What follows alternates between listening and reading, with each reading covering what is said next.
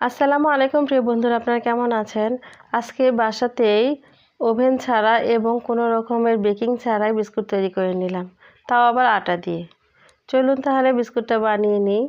এখানে আমি 1.5 কাপের মতো আটা নিয়ে নিলাম, 1/2 কাপের মতো পাউডার চিনি নিয়ে নিলাম। এই চিনিটা ব্লেন্ডারে ব্লেন্ড করে নিয়েছি।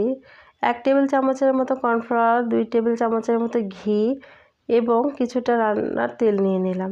সব কিছু উপকরণ ভালোভাবে মেখে নিব। এছাড়া নিয়ে নিলাম 2 টেবিল চামচের মতো গুঁড়ো করা বাদাম এবং 2 টেবিল চামচের মতো কোরানো নারকেল। এছাড়া 1 চা চামচের 4 ভাগের 1 ভাগ এলাচের গুঁড়া দিয়ে দিলাম। এখন সবগুলো উপকরণ ভালোভাবে মিশিয়ে নিয়ে একটি ডো তৈরি করে নেব। এখানে হালকা দুধ দিতে হবে। দুধটা আমি আগে থেকে জাল দিয়ে ফুটিয়ে নিয়েছি। এই ডোটা বেশি নরম হবে না, একটু শক্তই হবে। এখন ডোটাকে সেট হওয়ার জন্য 10 মিনিটের মতো ঢেকে রাখবো। 10 মিনিট পর চলে আসলাম। এই পর্যায়ে ডোটা পুরোপুরি সেট হয়ে গেছে। এখন এটাকে বেলে নিব।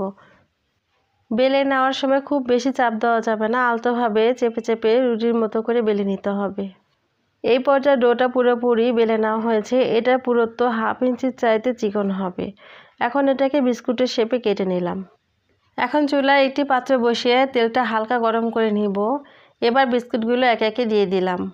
বিস্কুটগুলো ভাজার সময় খেয়াল রাখতে হবে, এটার এক পাশ যখন হয়ে যাবে তখন আস্তে করে উল্টিয়ে দিতে হবে এবং এটা একটু সময় নিয়ে ভাজতে হবে, তা না হলে উপরটা পুড়ে যাবে, ভেতরটা কাঁচা থাকবে। এই পর্যায়ে প্রায় সবগুলো বিস্কুট ভাজা হয়ে গেল। এটাকে গোল্ডেন কালার করে ভেজে নিলাম। এই তো তৈরি হয়ে গেল ঘরে থাকা উপকরণগুলো দিয়ে বিস্কুট। আশা করি আমার রেসিপিটা আপনাদের কাছে ভালো লেগেছে। যদি ভালো লেগে থাকে কমেন্টস করে জানাবেন। আজকের মতো এ পর্যন্তই। সেই পর্যন্ত সবাই ভালো থাকুন, সুস্থ থাকুন। আল্লাহ হাফেজ।